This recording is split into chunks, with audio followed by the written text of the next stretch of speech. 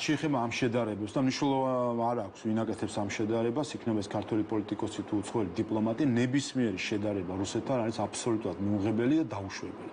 ეს მე მგონი უნდა გააცნობიეროს ყველამ, მათ შორის ელჩებმაც.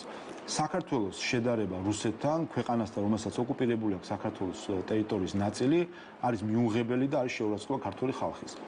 მით უმეტეს რომ ამ შედარებას არ აქვს არანაირი საფუძველი, იმიტომ ჩვენ ვსაუბრობთ ერთის მხრივ რუსეთზე, ქვეყანაზე, რომელშიც არის ტოტალიტარული რეჟიმი და ვსაუბრობთ დემოკრატიულ საქართველოზე. და ამის არ დანახვა შეუძლებელია, რომ ასე იყოს და მე მიკვირს ასეთი შედარებები რო კეთდება. არაერთი შედარება გაკეთდა ამ ტიპის ბოლო დღეების განმავლობაში. ამიტომაც არის დაუშვებელი, იმიტომ და მე მიკვირს რომ ამ შედარებას აკეთებენ ევროდეპუტატების მხრიდან. კიდევ ერთხელ, ვინც არ უნდა იყოს ამას ვინც არ უნდა იყოს თანამდებობა, ეროვნება თუ მოქალაქეობა, საქართველოს შედარება რუსეთთან არის მიუღებელი, ეს უნდა ყველამ გააცნობიეროს, ამას ქართული ხალხი არ მიიღებს კიდევ ერთხელ.